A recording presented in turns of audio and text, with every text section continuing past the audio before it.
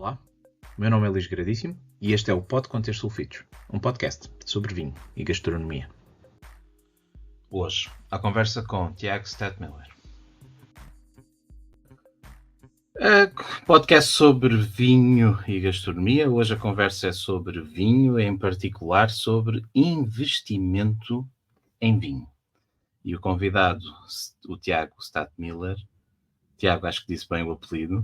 Antes de mais, bem-vindo. Obrigado por teres aceito o convite. Portanto, és o representante do Grupo Oeno em Portugal, uma empresa que está dedicada ao investimento em vinho e whisky, correto? Exatamente. Eu sou o diretor de investimento da Oeno. Nós somos uma empresa britânica com sede no centro financeiro de Londres, chamada City. Para as pessoas que nos estão a ouvir, a City é o equivalente a Wall Street em Nova York. Wall Street, a City é a mesma coisa que a Wall Street em Nova York, mas a City é em Londres. Onde temos a nossa sede, onde temos também a nossa loja física, chamada Oeno House. Mas desde o final do ano passado nós abrimos escritório aqui em Portugal. E pronto, e tentado a correr bem. Podia estar sempre a correr melhor, isto é como tudo, uma pessoa é ambiciosa, mas tentado a correr muitíssimo bem, não posso queixar, e pronto, e tentado a ser, e esperemos então que seja ainda um sucesso maior. Então, mas vamos por partes. Um investidor, ou seja, uma pessoa que tem dinheiro para investir em algo, tem muitas opções no mercado, algumas mercados financeiros puros e duros mais tradicionais, ações, participações em fundos, por aí fora. E o que vocês propõem é algo similar, mas tendo por base vinho. Exatamente.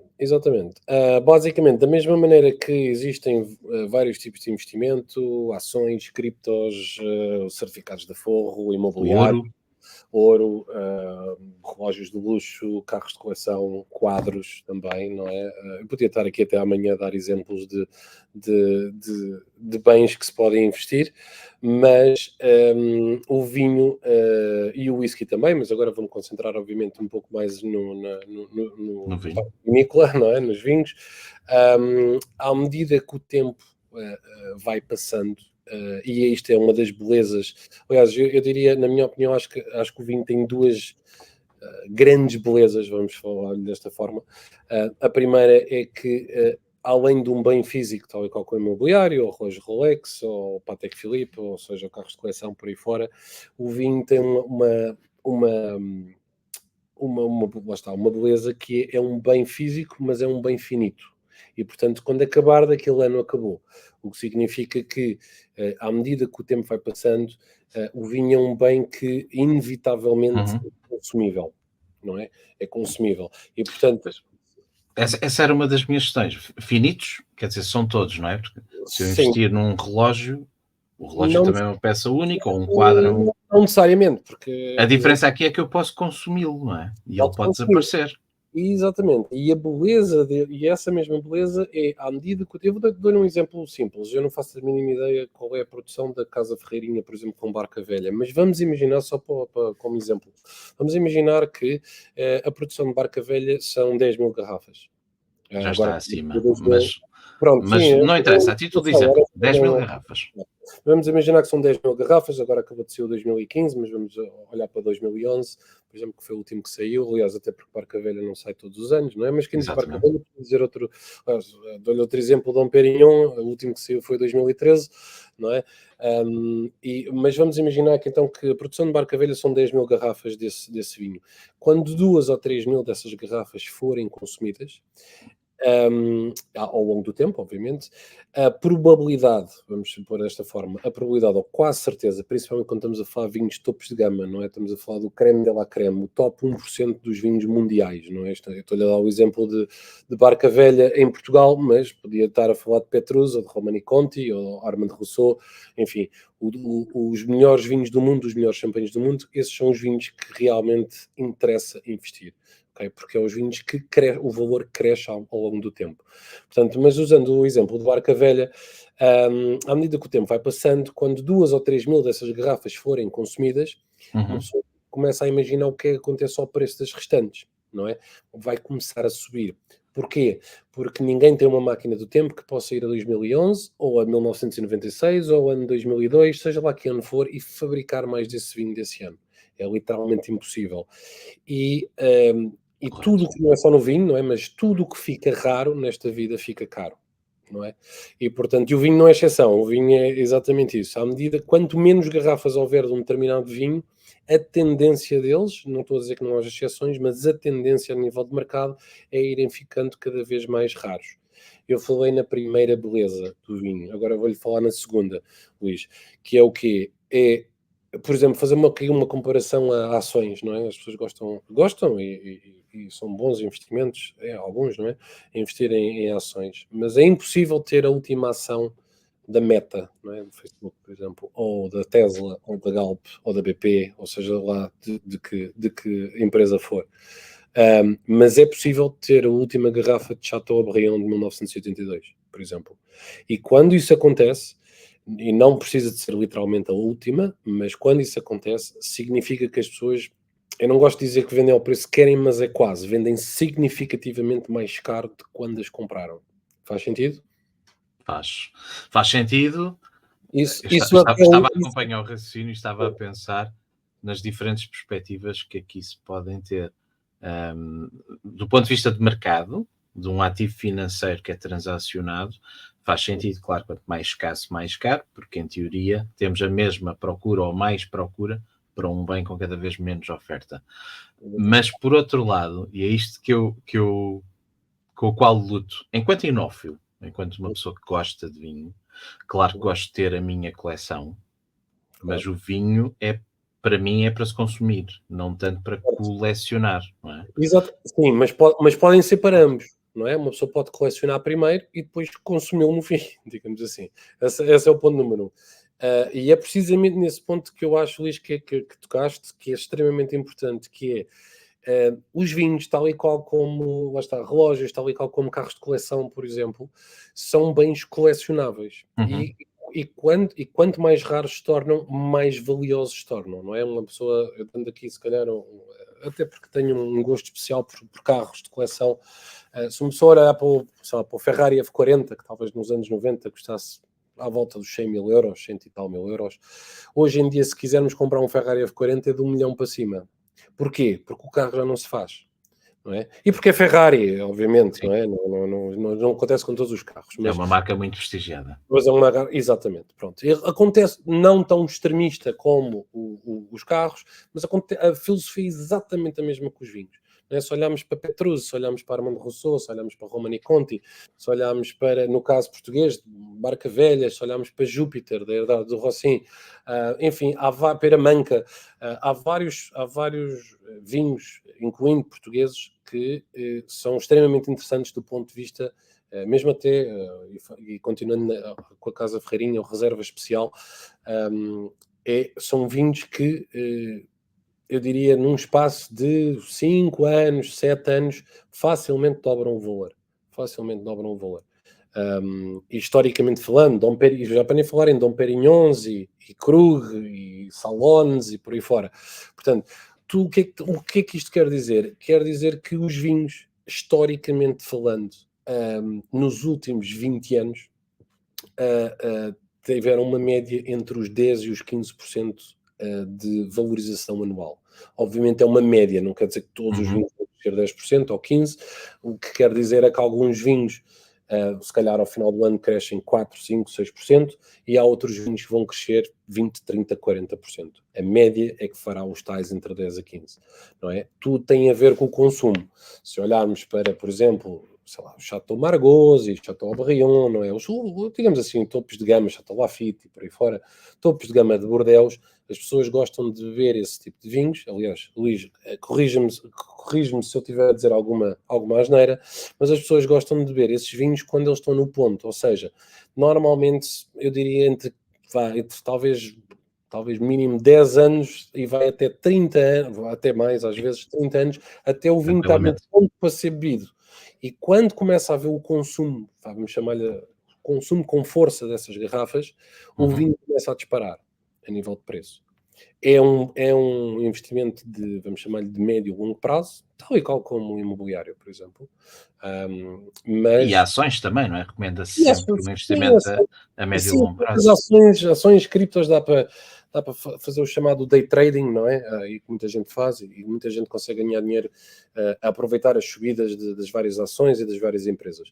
Assim Sim, como mas as isso é para quem acompanha certo, ao certo, certo, segundo, não é? Tem que estar automatizado quase para mas fazer o quem short investiu trading, mas de resto é sempre uma perspectiva de médio e longo exatamente, prazo. exatamente. Mas quem investisse, aliás, é uma história relativamente famosa, quem investisse $100 em 1952 em ações, hoje teria à volta de 200 mil euros, 200 mil dólares, desculpa, perdão, nesse campo, que se investisse os mesmos $100 em vinho em 1952, hoje estaria perto de meio milhão de dólares.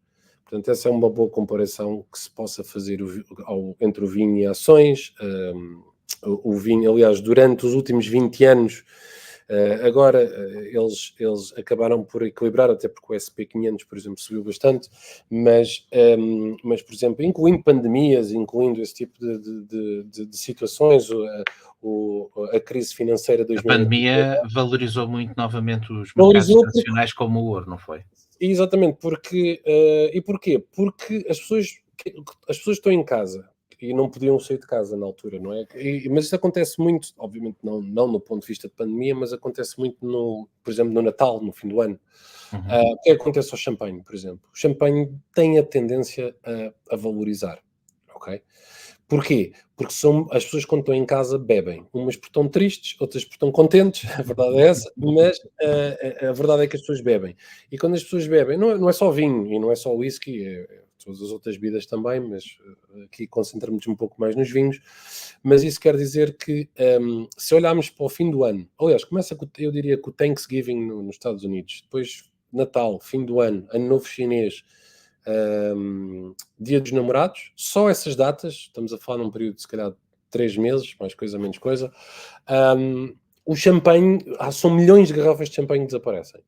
E, portanto, quem as tem, significa que vão vender a um preço mais elevado. Porquê? Porque deixa de haver, não há tanto.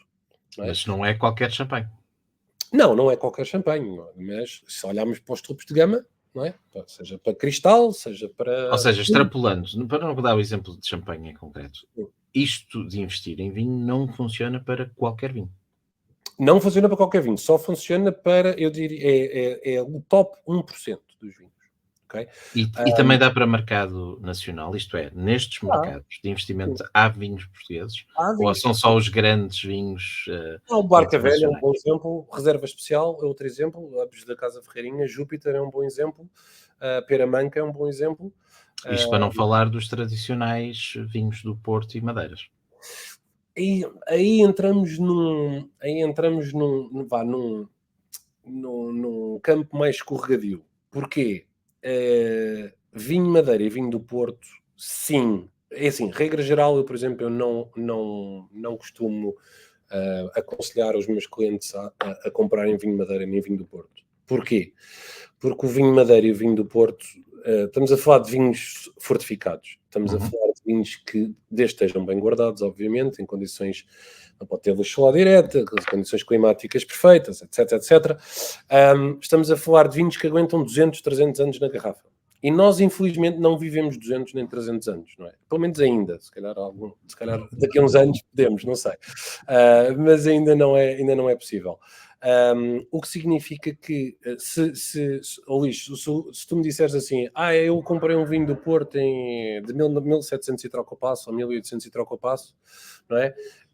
E valorizou imenso num espaço de 3 anos, sei lá, quintuplicou o valor, certo? É bem possível.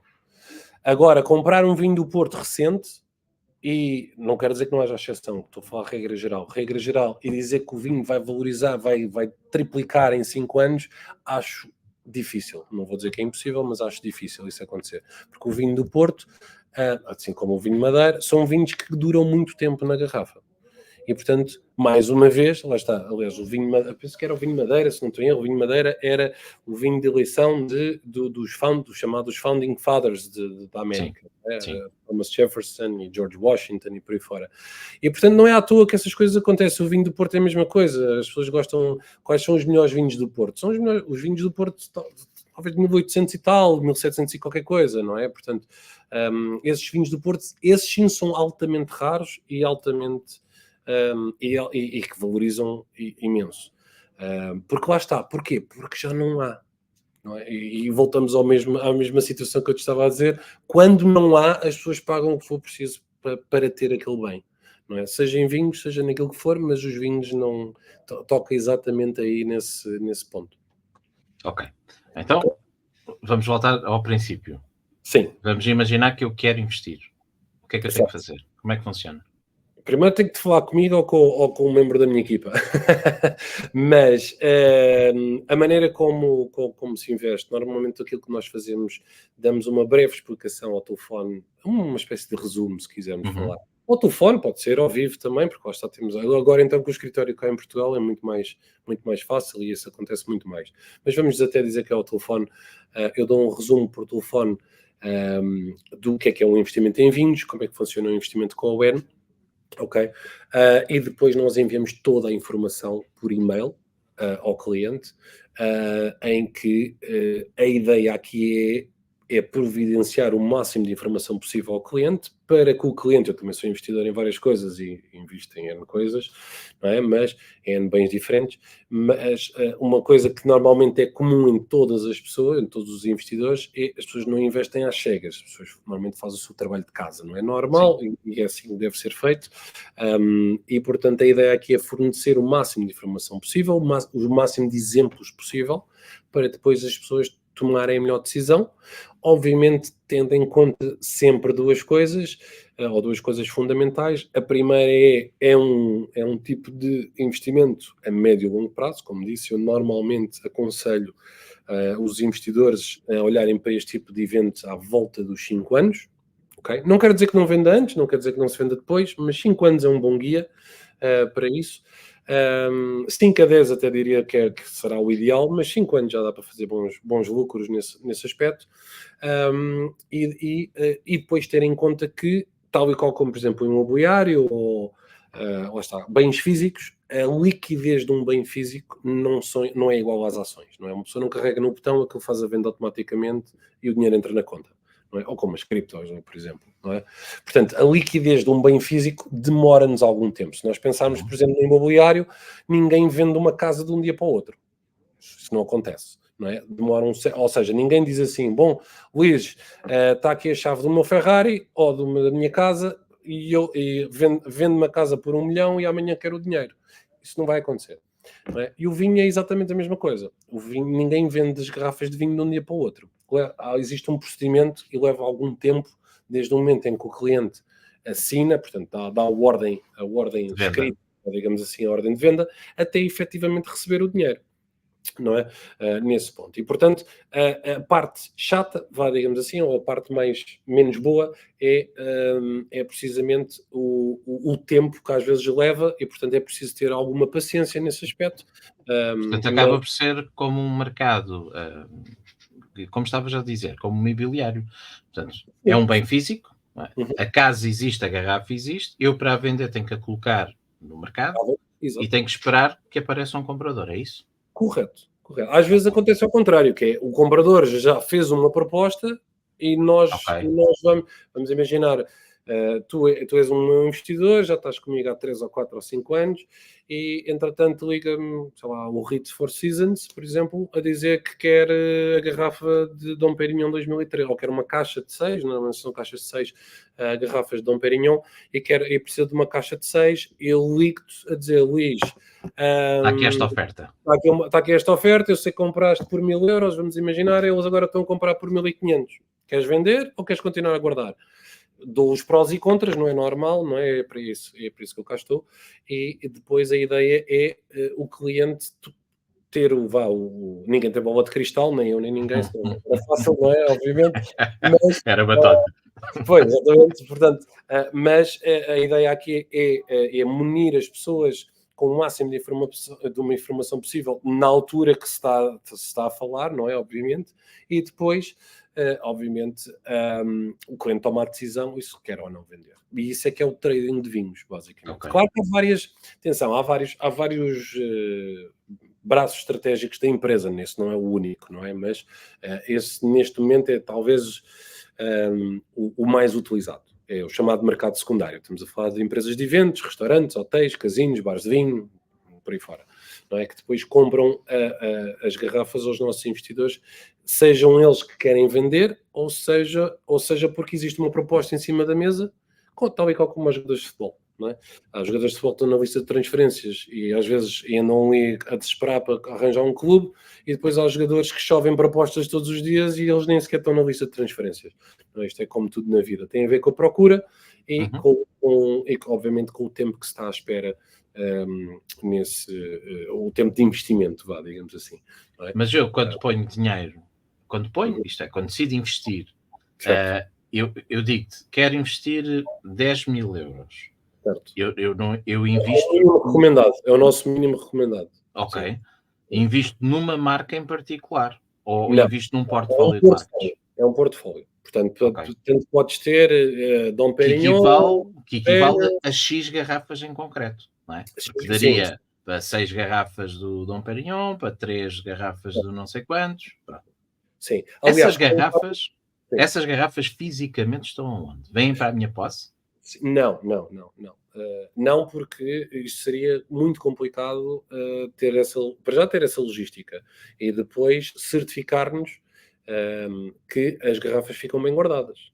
Ok. Tu podes ter essa mais-valia e tens o conhecimento e sabes perfeitamente que um vinho, por exemplo, não pode ficar ao sol, não é? Não pode ficar dentro do armário, porque aquilo vai rapidamente, não vai demorar assim tanto até virar vinagre, não é? Entre aspas, não é? Posso estar a exagerar, mas é um bocado essa ideia.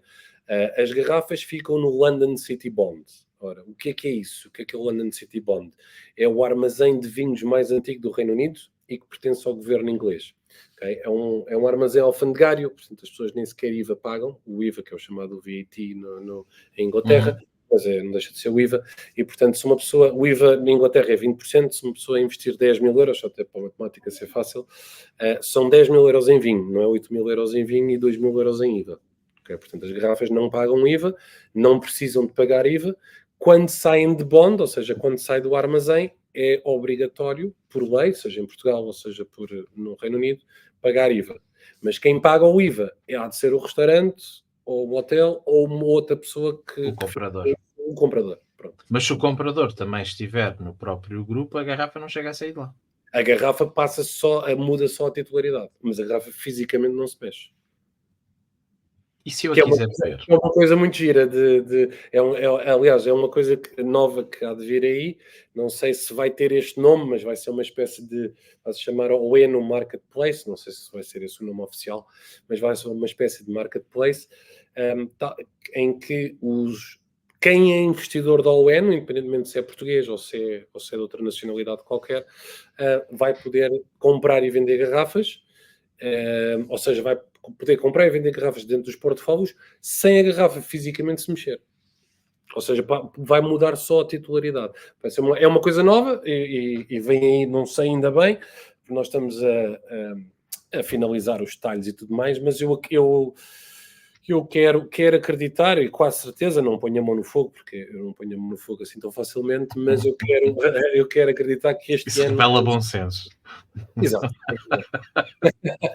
Exatamente.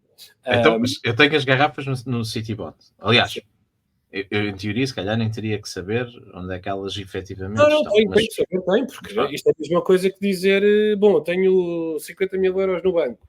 Será que não, porque eu quando compro ações, eu não sei onde é que as ações fisicamente estão. Aliás, ações físicas já não existem há muito tempo. Né?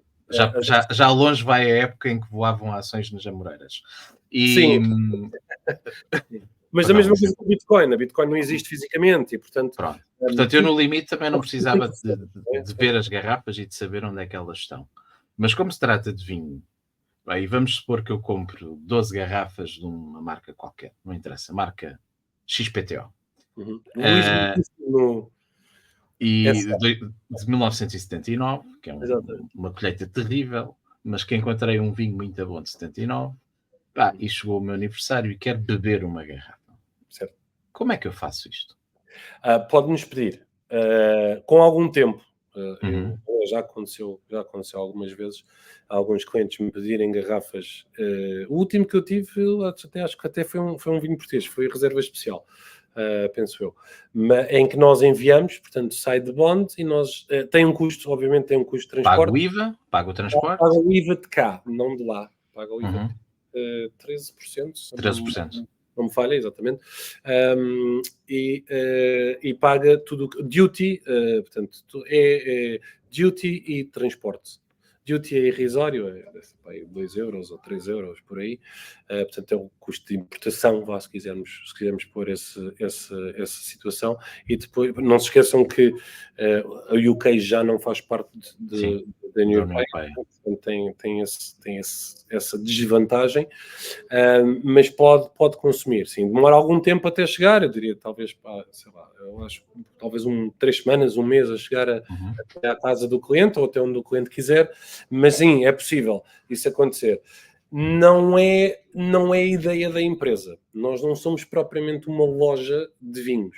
Okay? Apesar de a termos fisicamente, chamada Bueno House, como disse no início, mas a ideia aqui é É fazer dinheiro, mesmo só investir. é investimento, ou seja, é comprar, vamos imaginar, comprar uma caixa de Dom Perignon por 1000 euros e daqui a 4 ou 5 ou 6 anos vender essa caixa por 2000 euros. Ok? E até porque é interessante, porque nós não temos custos nenhuns para o cliente, o que nós temos é uma comissão de 10%, não do investimento do cliente, mas do seu lucro. Ok? Portanto, isto significa que os interesses estão alinhados. Quanto mais dinheiro eu ou o N fizer numa garrafa, vamos Mais imaginar, comissão tem. exatamente, mais dinheiro entra no teu bolso, mais dinheiro entra no bolso da ON, mais dinheiro entra no meu. E, portanto, isto leva com que os brokers, não é, os gestores de conta, como quiserem chamar, se esforcem ao máximo para vender as garrafas o mais alto possível, Claro. claro, dentro de um espaço de tempo que também seja razoável. Não dá para fazer day trading em vinhos, okay, honestamente, ou fazer trading mês a mês. Isso não dá para fazer. Okay? Porque é difícil. É difícil porque há muitos vinhos que, por exemplo, sei lá, imagina, Luís, tu compraste um vinho de 2023 ou 2024, não é? Por exemplo, em Premier, portanto, o vinho fisicamente nem sequer existe, é uma Uhum. alocação, não é? E depois imagina, um ano depois queres vender o vinho. Vendes a quem? Não há restaurante nenhum que vai comprar aquilo. Porquê? Porque aquele Sim, porque o vinho vinho ainda está disponível no mercado. para ser bebido, exatamente. Portanto, convém ter esse tipo de variáveis em conta, porque é fundamental para se entender o mercado de vinhos, não é?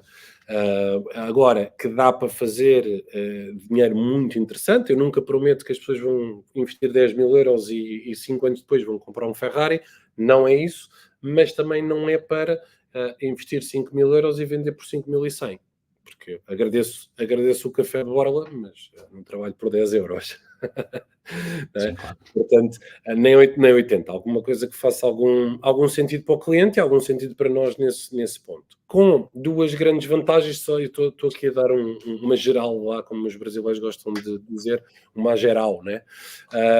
Que é as duas grandes vantagens dos vinhos. Primeira, a nível de risco.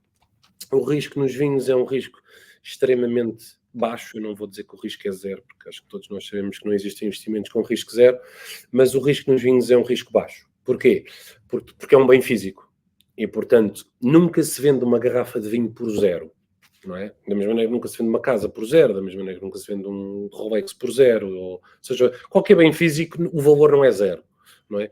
E, portanto, por outras palavras, é impossível uma pessoa dizer investi 50 mil euros ou 150 mil euros em vinhos e agora perdi tudo, por exemplo. Isso é impossível de acontecer. Porque o vinho vale sempre alguma coisa. O Dom Perignon não vai deixar de valer. O Barca Velha não vai valer zero. por aí fora, não é? E portanto, o risco nos vinhos é um risco extremamente baixo. Okay? Esse é um ponto importante, portanto, para os investidores, seja que vão ouvir ou as pessoas que gostam de investimentos com um risco baixo, não é? Em que são bens físicos, é algo a ter em conta, sem dúvida alguma, não só pela valorização média anual, como também o facto do risco ser muito baixo. Okay? E depois a cereja no topo do bolo é a segunda grande vantagem dos vinhos, e isso eu diria que é uma vantagem enorme sobre. Eu não vou dizer tudo o resto, porque há muita coisa que se pode investir, mas sobre a grande maioria das coisas, que é o facto dos vinhos não pagarem impostos sobre os capitais de ganho. Portanto, o vinho é um bem perecível, é um bem considerado que se estraga, e, portanto, não paga impostos sobre os capitais de ganho. O que significa que, sei lá, um exemplo, compramos por 1.000, vendemos por 2.000, dos 1.000 de lucro, a Oeno fica com 100, não é? 10% do lucro, 1.900 é transferência bancária para a conta que tu nos indicares. Sim, e dos 900 de mais-valia não paga impostos. Exatamente, dos 900 de mais-valia não há impostos é tax-free, o chamado tax-free.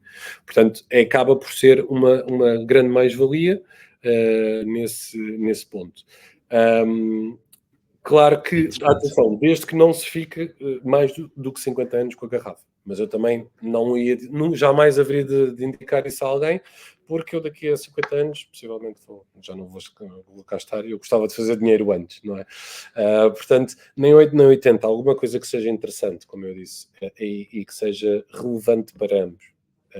Mas a ideia aqui é sempre é fazer dinheiro com um bem que, além de ser extremamente interessante, muito mais interessante do que a maioria dos bens, tem outra coisa interessante, que é lá está, é impossível ter a última ação da moto, mas é possível ter as últimas garrafas de um vintage, seja lá ele qual for, e dos melhores vinhos do mundo. Aliás, dos vinhos mais caros alguma vez vendidos, foi precisamente Romanée Conti de 1945, portanto estamos a falar de mais de uma vida inteira, que foi vendida por mais de $500 mil. Portanto, é por isso que quando as pessoas às vezes me perguntam se vale a pena, vale muito a pena. Só que é preciso ter alguma paciência. E algum dinheiro para investir. Este investimento que eu faço, portanto, que na realidade são garrafas, que estão acomodadas, como já se falou, no tal London City Bond, isto tem custos de manutenção? Não, precisamente é por isso que somos nós que ficamos fisicamente com as garrafas. Precisamente portanto, do nosso ponto de vista, há duas grandes vantagens, ou duas grandes razões, para ser mais preciso. Do ponto de vista da OEN, do nosso ponto de vista, então, estamos a falar de, desta forma, nós certificamos que o vinho está bem guardado, tal e qual como tinha mencionado anteriormente. Mas, do ponto de vista do cliente, é bom, ou do potencial investidor, é bom porque desta forma não existem custos, nem mensais nem anuais. Ou seja, os custos de armazenamento, manutenção, transporte, e agora este ponto sim é importante, que é o seguro das garrafas. Todas as nossas garrafas estão asseguradas. Portanto, significa que, vamos imaginar, enquanto estás sob a nossa responsabilidade... Se partir uma... Exatamente, o vinho partiu-se, não está bom, seja o que for, isso não é da responsabilidade do cliente. Nós somos obrigados a substituir a garrafa, se não for possível. Se imaginar, olha, uma Romanée Conti de 1945. Era a última. Era a última, já não dá. Aí receberia o valor comercial da garrafa. Okay. O valor comercial da garrafa. Portanto, comprou uma garrafa por 1.000 euros e agora vale 5.000, receberia 5.000 euros. Okay. Mesmo que não seja aqui sob perspectiva de trading, o serviço pode ser interessante sob perspectiva de manutenção de garrafeira. Sem dúvida. Alguém que compra, por exemplo, um Bordeaux em Primor, já sai mais barato, e que o quer guardar 15 anos para o ter em perfeitas condições, compra-o através de vocês fazem o favor de o guardar, eventualmente até se aparecer uma boa proposta até posso fazer algum dinheiro pelo caminho e daqui a 15 anos resgato-os e bebo-os. Pode. É interessante. É, Mas sim, mas isso é, qual é que é a parte má para nós? Não fiz foi dinheiro. Qual é que é a parte má e para nós ao N? Porque nós temos os custos todos, não é? E depois íamos fazer zero com isso. Essa era a minha pergunta a seguir. Pois, qual é que é aqui a parte interessante? Então, qualquer pessoa pode fazer isso, sim. Só que, para mim, por exemplo, eu como gestor de conta, só faria isso uma vez. À segunda vez, aliás, se continuasse, eu dizia então, eu vou passar um júnior. Nós estamos aqui para fazer lucros para ambos. Essa é a ideia da empresa. Agora, vamos imaginar, tu podes me dizer assim, Luís, ok, sou teu cliente, mas eu comprei estes vinhos todos e agora quero tudo em minha casa. Certo, nós enviamos. Mas eu já não vou gerir a tua conta, de certeza. Okay, porque não vale a pena. Já não sou investidor. Não vale a pena. Se eu faço zero, não vale a pena. Agora as pessoas podem dizer, porque és ambicioso. Sim, ainda bem. Ainda bem. Acho que assim é que deve ser. Acho que as pessoas devem ser ambiciosas nesse aspecto. Mas sim, essa é a ideia. Nós não somos propriamente uma loja, mas temos uma loja física. E a loja está aberta ao público e qualquer pessoa pode vender. Aliás, é uma das... eu falei há pouco em algumas estratégias de venda. Essa também é uma delas. A garrafa vai para a loja. A vantagem de vender na loja é há um markup da loja por cima, portanto, ou seja, o investidor faz mais dinheiro e nós também, por sua vez.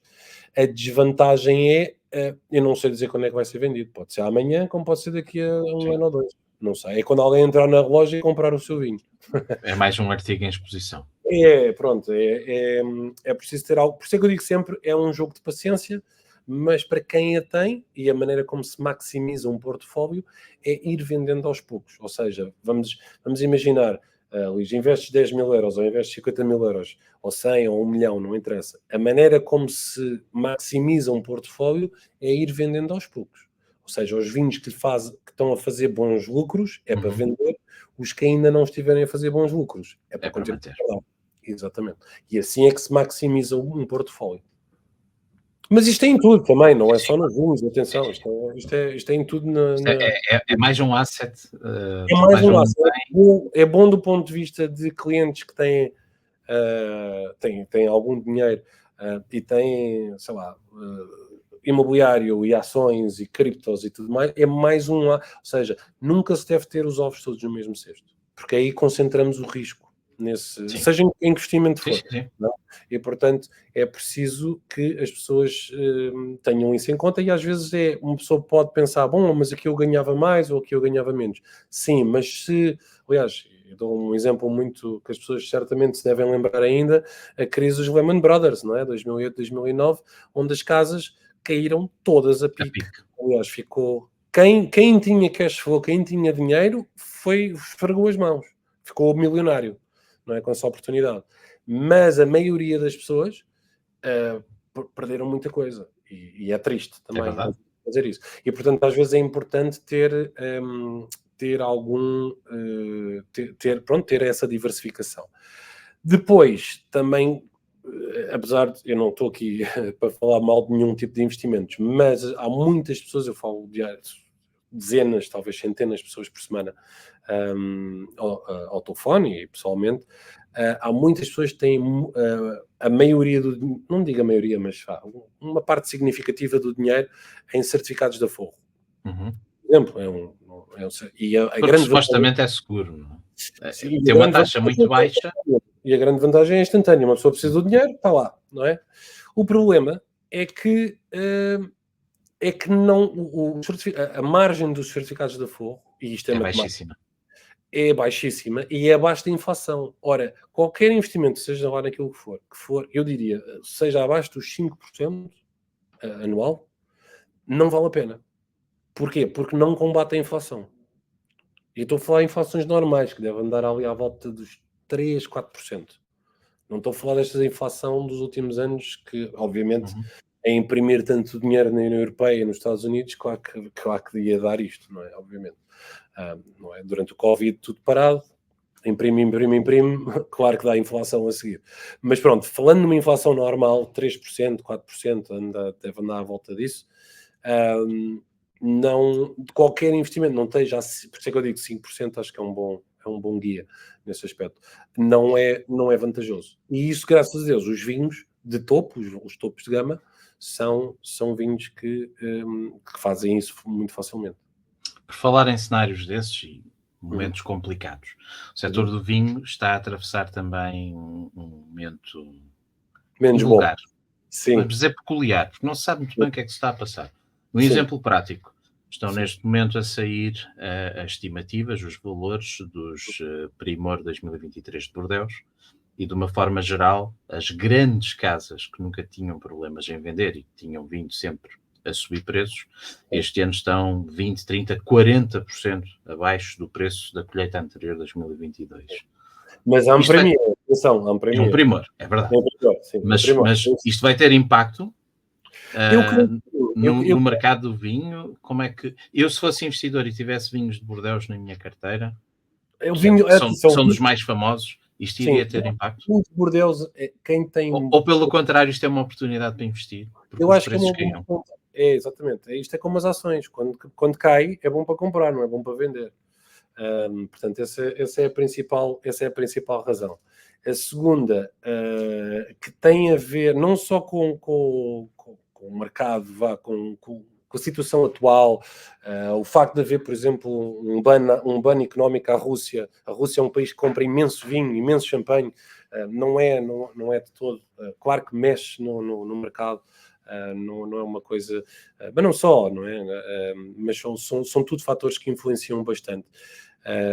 Mas os juros altos que retiraram também os altos, não é? poder de compra.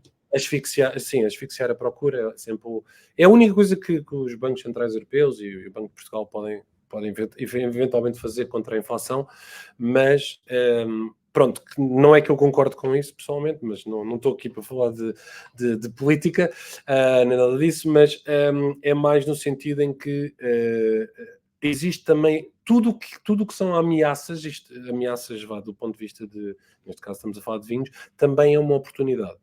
Não é? E lá está, os preços caíram, é excelente para comprar. Esse é o ponto número 1, excelente para comprar, porque a tendência agora dos vinhos é subir. É subir e subir bastante. Não é? Porque vai compensar o mais depressa possível a perda que houve. Não é? Principalmente quando estamos a falar nos topos de gama. Esse é o ponto número 1. O ponto número 2, e é um ponto que vários clientes já me chamaram a atenção, já me fizeram a questão, que é relativamente ao chamado climate change, não é?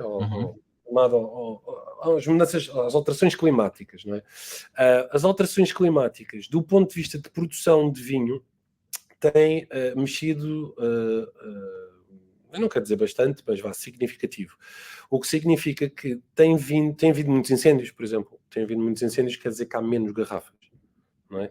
Menos garrafas e é bom para o investidor, quer dizer que vai subir mais depressa e vai abrir as portas a vinhos que, por exemplo, no caso de Bordeaux e de Borgonha, que antigamente eram Premier Cru, não é? E agora se calhar vão promover-se, entre aspas, a grande cru. Ou seja, vai abrir, há muitos vinhos que são, vamos chamar-lhe assim, de primeira liga, que vai haver quase inevitavelmente, isto obviamente é uma previsão, posso estar errado, como disse, eu não tenho bola de cristal, mas acho que faz algum sentido, que é, equipas da primeira divisão vão ser praticamente promovidas à Liga dos Campeões. Ok? Estou fazendo aqui uma analogia ao futebol. Porquê? Porque há muito menos quantidade neste caso de equipas, de vinho de Liga dos Campeões. E o consumo de vinho não se altera assim tanto, porque as pessoas são as mesmas, aliás, até a tendência é ser maior, as pessoas são as mesmas e continuam a consumir mais. Era isso que dizer, isso faz sentido assumindo que os investidores vão aumentar, ou pelo menos o capital investido vai continuar a crescer. E tem tudo a ver com o consumo. No final do dia tem tudo a ver com o consumo. E, portanto, o consumo tem muito... É um bocado aquela situação. Claro que cada pessoa bebe aquilo que a sua carteira lhe permite beber, não é? Obviamente. Mas a verdade é que as pessoas nunca vão deixar de beber vinho. Nunca. Nunca na vida. Há milénios que nós fazemos vinho. Nós, seres humanos, não é? Fazemos vinho. Isso nunca vai mudar. Aconteça o que acontecer. Isso não vai mudar. Preocupa-me o consumo mundial ter descido estes últimos E anos. nós também, nós também descemos bastante. Nós éramos o número 1 e agora já não somos, com alguma pena minha. Estamos a ter quebras, espero que essa tendência de facto mude. Não sei se será bom ou não para os investidores, mas será bom seguramente para a produção, que é de quem Não, porque mantém eles o veem a setor produção. vivo, não é? Sim, eles veem a produção de um ponto de vista geral e nós ao N, nós vimos não só produções, mas vemos oportunidades do ponto de vista do top 1%. E, portanto, o topo 1%, isto é como a economia, não é? Os ricos e os super ricos, esses não têm grandes problemas financeiros, não é? E, portanto, do ponto de vista de vinho, o topo 1% há de sempre crescer. Não é, será inevitável, até porque o vinho é considerado dos vinhos de luxo, não é? Aliás, eu diria, está no nome, fine wine, não é? São bens de luxo. E tudo o que é luxo e ultra luxo, seja carros, seja malas Hermès, Louis Vuitton, Rolex, etc., tudo, a tendência dessas marcas é sempre crescer o valor, sempre.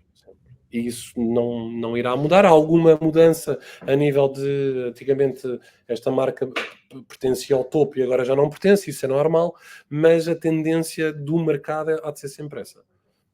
Daí também a importância de diversificar e não investir tudo no mesmo vinho, nem tudo num mesmo mercado. Perfeito. Tiago, para podermos acabar, uma palavra final a quem nos está a ver ou a ouvir. Quem nos está a ver ou ouvir, olha, Luís, foi um prazer primeiro falar contigo. Isto que a maioria das coisas que eu disse é aquilo que eu digo N vezes ao telefone. É uma espécie, lá está, é uma espécie de resumo, foi o que eu acabei por fazer naquilo que fazemos. Quem tiver interesse que nos contacte nesse sentido, eu depois deixo aqui até para pôr nos comentários, deixo aqui não só o website, contactos da ON nesse aspecto, mas a última palavra, o vinho no final do dia, eu diria que poderia ou deveria ser considerado uma espécie de arte. É uma paixão, é uma arte, e principalmente nos portugueses, toca muito no coração. Nós fazemos vinhos só Deus sabe há quanto tempo, mas já há centenas de anos, só os portugueses falando, e toca muito no coração. Eu não seja ao almoço ou ao jantar, não há, é rara a mesa que num que não tenha um copo de vinho. Uma garrafa de vinho ou um copo de vinho. Portanto, é juntar um pouco o útil ao agradável, ou seja, é juntar a paixão, o carinho e o gosto pelos vinhos a algo que eu diria ao ouro, não é? Ou seja, ao dinheiro, não é? Portanto, dá para continuar a ter essa paixão e fazer dinheiro em cima disso. E, portanto, acho que daí a nossa paixão e o nosso carinho nesse sentido. É uma perspectiva diferente sobre o vinho. Normalmente falamos do vinho sempre do ponto de vista do consumo, da sua apreciação, da arte, como tu falavas e que subscrevo. Hoje ficamos aqui com uma outra visão e vê-lo também como um bem de investimento. Tiago, muito obrigado por teres vindo e por esta partilha. A todos os que viram e ouviram, e até um próximo episódio. Obrigado. Um abraço.